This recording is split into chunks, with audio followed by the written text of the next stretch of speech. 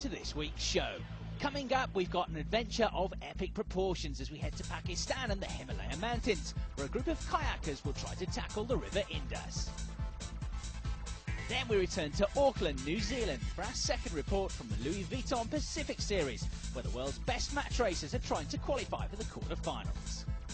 And later in the show, we'll be heading to North Africa for our final look at the final round of the KPWT Kitesurf World Tour in Morocco. All that to come, starting with an amazing kayaking adventure from the Himalayas. Russell Fisher reports.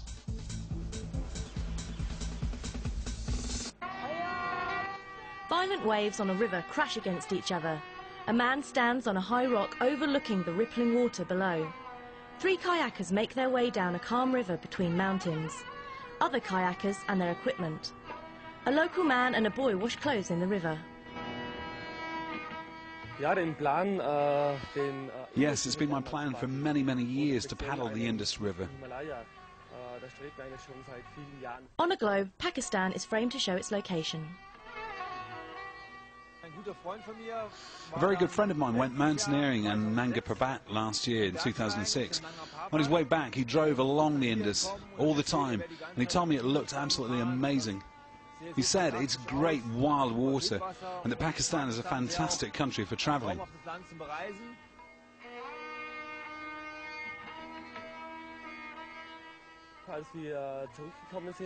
After we returned, I visited Olaf immediately.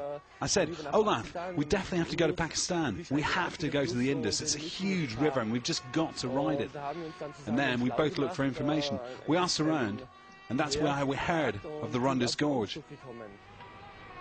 A violent river crashes around rocks. Until now, no one's managed to paddle the Rundus Gorge completely. The first descent with a kayak was by Richard Bangs in 1979. Obviously, he paddled parts of it. A bird's-eye view of the river in a horseshoe shape. I was especially interested in the Indus, as it's the 3rd biggest river of Asia. It collects the waters on the west side of the Himalaya, and it's a huge river. It's always been a holy river for the Indians, and it has a very special meaning for the Pakistanis. 2 local men paddle on a homemade raft of tyres and sticks. They make their way across a wide river. The river snakes between dry, hot landscape and mountains.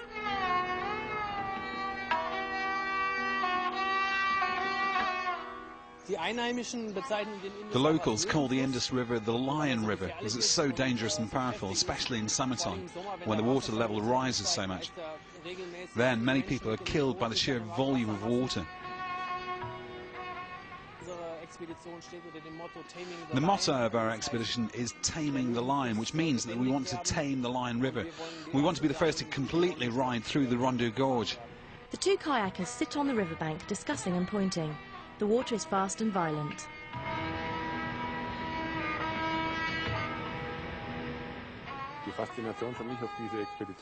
For me, the fascination of this expedition is to travel in an Islamic country.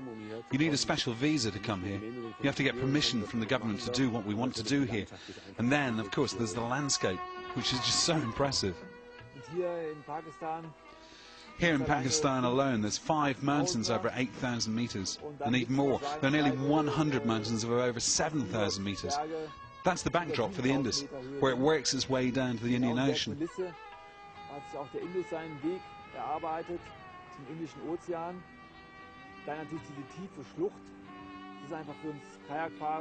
And then we have this deep ravine.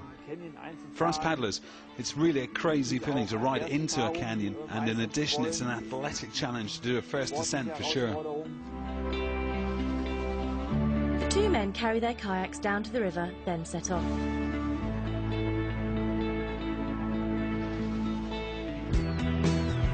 A camera on one of their helmets shows footage of their run down the river. They're thrown from side to side amongst the waves, but stay in control.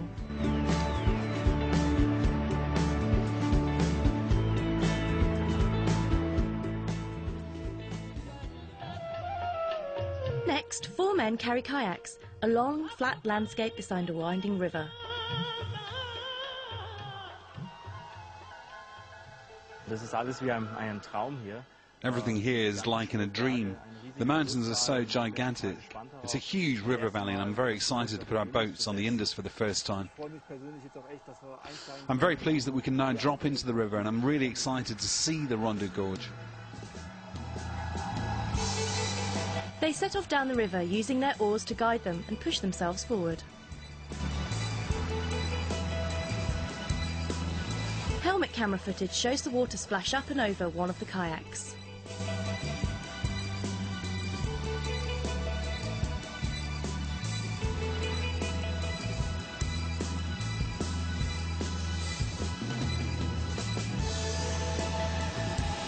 One kayaker paddles past and drops into a section of quick-moving water, using his oars to manoeuvre.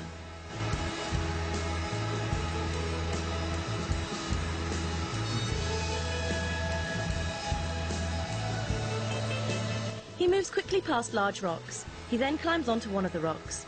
The others make their way down the river.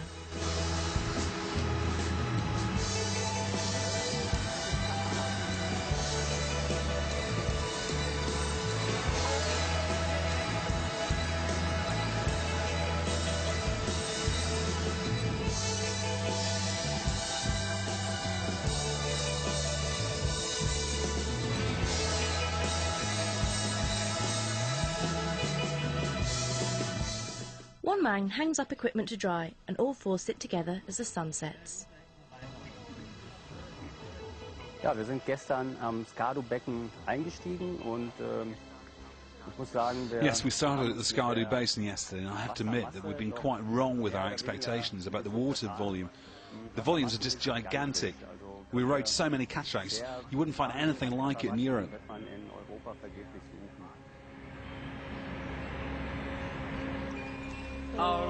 The four men set off again carrying their kayaks. They stand on the banks watching the active river.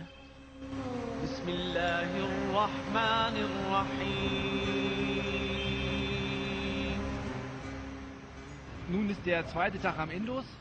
It's our second day on the Indus now. Huge rapids are waiting for us directly at the drop-in here.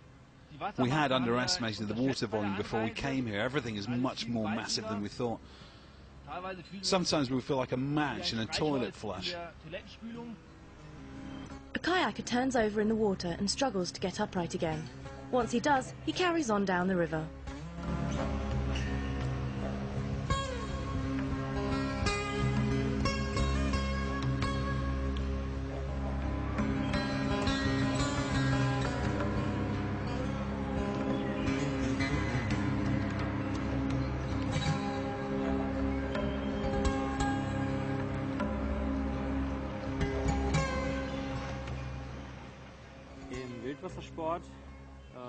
In wild water sports, you distinguish between 6 different classes of white water. It begins with class 1, that means very easy. It could be a light current or no current or some small waves perhaps. Then we moved on to 2, 3, 4, where the level of difficulty is rising continuously. And class 5, well, class 5 is already something like a magic frontier. Finally, there's class 6 in wild water.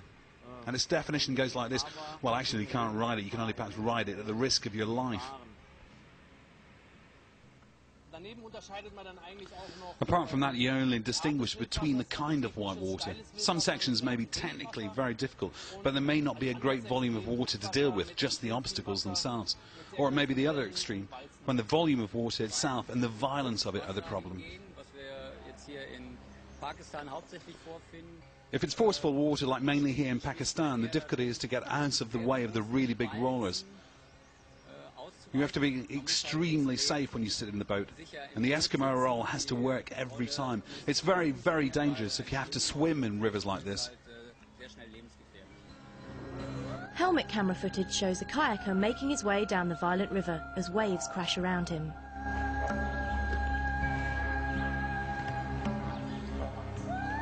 So as the team complete their second day of this adventure, we're going to leave it for there, but we'll be back with them next week for more from the Himalayas.